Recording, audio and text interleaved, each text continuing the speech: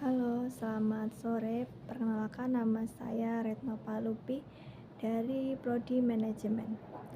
Sore ini saya akan mempresentasikan tugas ujian akhir semester mata pelajaran manajemen rantai pasok. Oke, kita mulai presentasinya. Artikel yang pertama adalah judul papernya adalah analisis dampak manajemen rantai pasok terhadap performa bisnis melalui keunggulan bersaing. Penulisnya Trio Heru Setiawan. Diterbitkan Conference on Economic and Business Innovation, Fakultas Ekonomi dan Bisnis Universitas Widyagama Malang. Oke, yang pertama adalah latar belakang masalah. Era revolusi industri 4.0 menuntut perusahaan meningkatkan kinerja melalui manajemen efektif dan efisien. Toko grosir Putrajaya menghadapi masalah. Yang pertama adalah kinerja karyawan tidak maksimal. Kemudian yang kedua ada keunggulan bersaing lemah. Kemudian ada yang ketiga, SCM kurang optimal dengan ketidakseimbangan supply dengan barang. Yang keempat ada pengiriman tidak tepat jadwal yang berdampak pada pelayanan konsumen. SCM yang baik diperlukan untuk mengontrol persediaan, memenuhi kebutuhan tepat waktu, dan meningkatkan profitabilitas serta pasar besar. Nah, selanjutnya adalah tujuan penelitian. Tujuannya apa? Tujuannya adalah memperoleh bukti empiris bahwa supply chain management atau SCM yang baik dapat meningkatkan kinerja perusahaan secara optimal pada pedagang grosir Putrajaya di Pakis, Kabupaten Malang. Oke, lalu yang ketiga ada metode yang digunakan. Yang pertama ada jenis penelitian. Jenisnya adalah explanatory research. Subjeknya ada 36 pedagang pengecer produk rumah tangga di Pakis, Malang. Lokasinya ada di pedagang grosir Putrajaya, Pakis, Kabupaten Malang. Pengumpulan data itu ada survei, penyebaran, dan pengumpulan kuesioner. Kemudian analisis data ada partial least square atau PLS menggunakan Smart PLS 3.0. Kemudian ada variabel. Variabelnya adalah SCM X independent. Keunggulannya bersaing.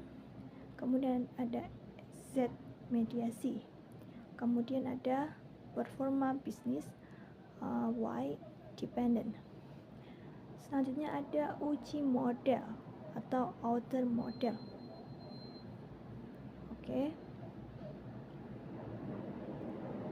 Yang keempat ada hasil.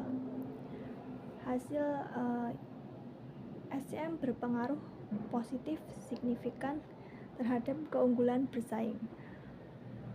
Oke. Kemudian ada yang terakhir ada implikasi. Di era digital dan e-commerce, SCM semakin kritis dengan tuntutan delivery cepat, real-time inventory visibility, dan omnichannel integration. Pedagang tradisional yang tidak mengoptimalkan SCM akan kalah bersaing dengan marketplace dan modern retail yang menerapkan teknologi. Oke. Kemudian artikel yang kedua berjudul Manajemen Rantai Pasok Berkelanjutan dalam Industri Makanan. Studi literatur tentang praktek tantangan. Penulisnya adalah Loranti Folia Simanjuntak dan Anastasia Boru Hasugian. Kemudian ada Sondang Lamsarina, PR Hutagalung. Kemudian ada Cindy B. Sitanggang. Kemudian ada Dea Ananda Pinem. Kemudian ada Eka Anggiani. Diterbitkan di Jurnal Rumpun Manajemen dan Ekonomi, Maret 2025, Kampus Akademik Publishing. Oke. Yang pertama ada latar belakang masalah. SSCM menjadi isu kritis dalam industri makanan, mengingat dampak signifikan sektor ini terhadap lingkungan. Misalnya konsumsi energi tinggi, limbah pangan, emisi gas rumah kaca, dan masyarakat. Tujuan penelitiannya menyajikan wawasan mendalam mengenai penerapan SSCM dalam industri makanan serta tantangan implementasi sistem rantai pasok berkelanjutan. Lalu, metode yang digunakan adalah pendekatan kualitatif berbasis studi literatur.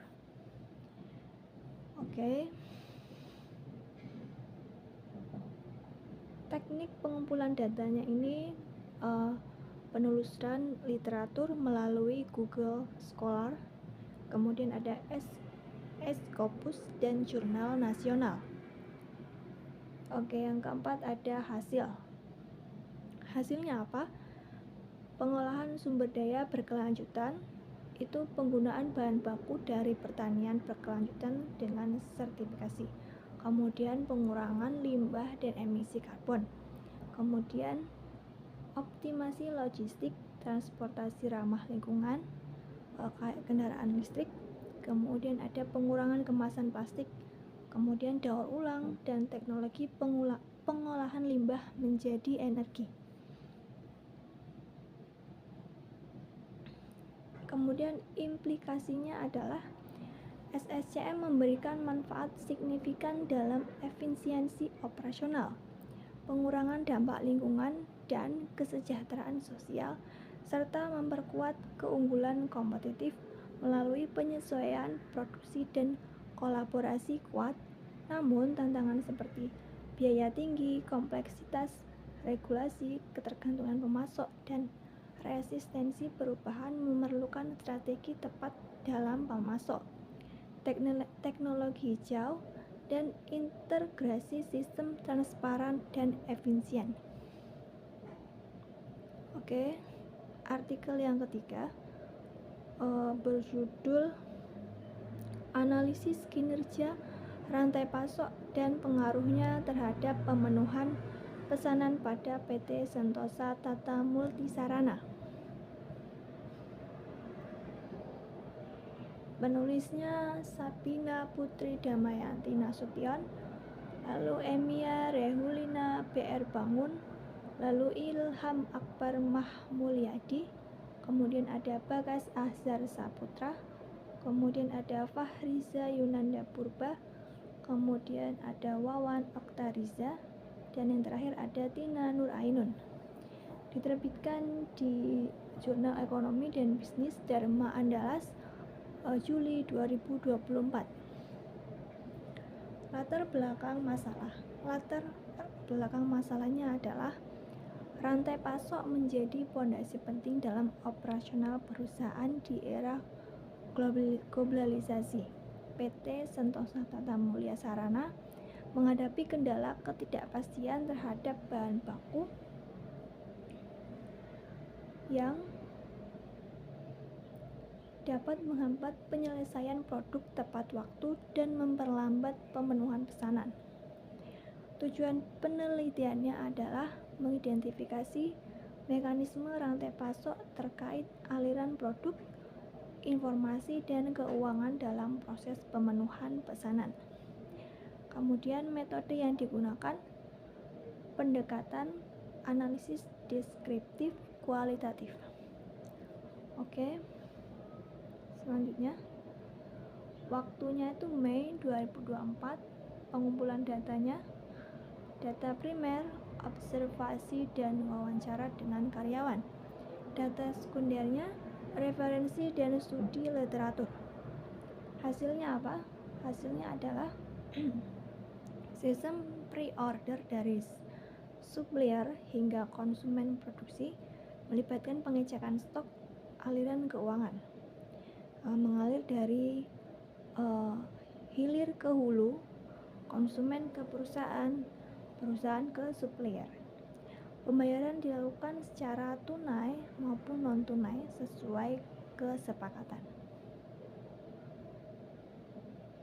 Kemudian yang terakhir ada implikasi. Implikasinya adalah ketika aliran SCM, produk keuangan informasi, saling terkait dan berpengaruh besar terhadap pemenuhan pesanan. Perusahaan menerapkan JIT dengan sistem pre-order. Rekomendasi perusahaan perlu kontrak dengan supplier untuk menjamin ketersediaan bahan baku. Oke, artikel yang keempat berjudul Implementasi Manajemen Rantai Pasok pada PT Yakult Indonesia Persada. Penulisnya adalah Ririn Astianti, lalu Bangun Putra Prasetya, diterbitkan di Jurnal Nuansa Juni 2024. Oke. Latar belakang masalah. Persaingan industri manufaktur semakin ketat dengan munculnya perusahaan baru dan inovasi produk. Keunggulan kompetitif tidak hanya dari kuantitas produksi, tetapi juga kualitas, harga terjangkau, dan kecepatan. Konsumen kini lebih selektif terhadap kualitas produk. Kemudian tujuan penelitiannya adalah PT Yakult Indonesia Persada perlu menerapkan manajemen rantai pasok maksimal untuk meningkatkan efisiensi operasional, memenuhi kebutuhan konsumen, dan menciptakan keunggulan kompetitif. Oke, metode yang digunakan adalah jenis penelitian studi kepustakaan literatur review. Sumber data sekunder dari penelitian terdahulu, jurnal, dokumen, dan pustaka. Hasilnya, yang pertama, supplier, bahan baku dari lokal dan mancanegara seperti air pegunungan, susu skim bubuk ini dari Australia atau New Zealand. Kemudian ada sukrosa atau dextrosa ini dari Cirebon. Plastik polystyrene dari China. Proses produksinya itu kapasitasnya 3,36 juta botol per hari. Wow. 7 tahapannya, ada 7 tahapan. Yang pertama ada pembibitan 1 hari 1 malam. Kemudian dilanjutkan dengan fermentasi 7 hari. Ini dengan pencampuran gula dan udara. Kemudian ada pencetakan botol sekitar 11.000 botol per siklus. Kemudian ada pengisian, ada pengemasan. Pengemasannya adalah berisi 5 dan 10. Kemudian ada pendinginan, ada lagi menggunakan mesin berteknologi tinggi dengan SDM kompeten. Oke. Implikasinya adalah PT Yakult Indonesia Persada menerapkan SCM integrasi dengan baik, meliputi pemilihan supplier, bahan lokal maupun mancanegara. Yang terakhir, artikel terakhir ini, artikel yang kelima, berjudul Analisis Supply Chain Management Keripik Keladi pada Usaha Tunas Jaya Manokwari. Penulisnya adalah Ruth Angeline, lalu Julius Heri Sabtomo, dan yang terakhir ada Dirarini Sudarwadi. Diterbitkan di Jurnal Maneksi September 2024. Latar belakangnya adalah persaingan industri global mendorong perusahaan memaksimalkan potensi untuk memenangkan kompetisi. Keunggulan kompetitif tidak dapat hanya dicapai dengan perbaikan internal, tetapi memerlukan kerjasama dengan pihak eksternal. Tujuannya, mengetahui penerapan aktivitas SCM dan aliran rantai pasok keripik keladi pada usaha Tunas Jaya Manokwari, menggunakan studi kasus kualitatif. Metode penelitiannya adalah jenis penelitiannya adalah kualitatif dengan pendekatan studi kasus. Lokasinya ada di Usaha Tunas Jaya, Jalan Kota Raja, Manokwari Timur, Papua Barat. Waktu September sampai dengan November 2023. Teknik pengumpulan datanya melalui observasi, partisipasi pasif, kemudian wawancara terstruktur, dan yang terakhir ada dokumentasi. Hasilnya adalah supplier, ini bahan baku utama 10-12 petani keladi dari Kampung Nini, Ransiki, 20 karung per 2 kali sebulan, kurang lebih 350 per karung atau 60-70 kg. Oke. Yang terakhir adalah implikasi. Implikasinya apa? Implikasinya adalah SCM Tunas Jaya telah optimal dengan integrasi dan kolaborasi baik antar pelaku usaha, baik antar pelaku supplier ke manufaktur, kemudian ke retailer dan konsumen. Oke. Sampai di sini dulu presentasi saya mengenai manajemen rantai pasok yang disuruh buat 5 artikel, disuruh mencari latar belakang, kemudian tujuan penelitian, kemudian ada hasilnya, kemudian ada implikasinya, dan begitu. Apabila ada kekurangan dari presentasi saya mohon maaf sebesar-besarnya. Saya akan selalu terus belajar, dan terima kasih sudah mau menonton video presentasi dari saya. Sekian dari saya, terima kasih, sampai jumpa.